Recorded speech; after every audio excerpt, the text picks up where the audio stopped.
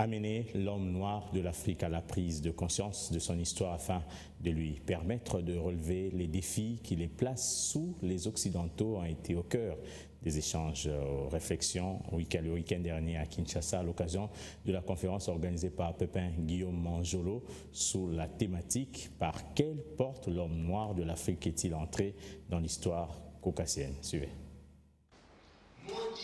Par quelle porte le noir de l'Afrique est-il entré dans l'histoire caucasienne? Question ouverte lancée par Guillaume Manjolo pour réveiller l'Africain de l'assoupissement colonial et requinquer sa personne déshumanisée. Cette conférence a créé une véritable société savante qui a mis en exergue la perception des Occidentaux vis-à-vis de l'homme noir et l'attitude d'infériorité qui a longtemps élu domicile dans sa personne. Guillaume Pépin Manjolo a épinglé quelques allégations, notamment religieuses, comme source de cette situation déplorable. Je me suis posé la question de voir par quelle porte sommes-nous entrés dans leur histoire.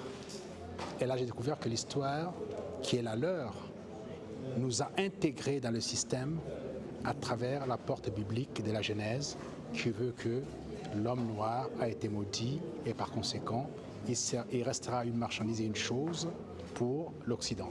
Et ça n'a pas changé dans leur tête.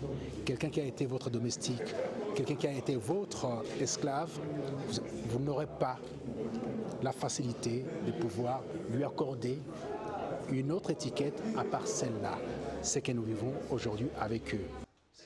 Message capté, l'auditoire évoque la nécessité de redéfinir l'histoire de l'habitant de l'Afrique.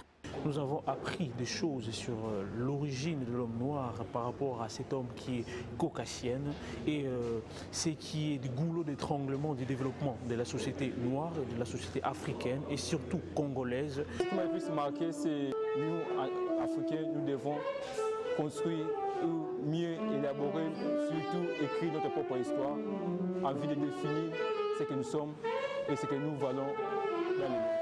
Ces conférences mensuelles seront tenues dans plusieurs pays d'Afrique et d'Europe afin de redonner des atouts aux ressortissants africains pour relever leurs têtes longtemps courbées.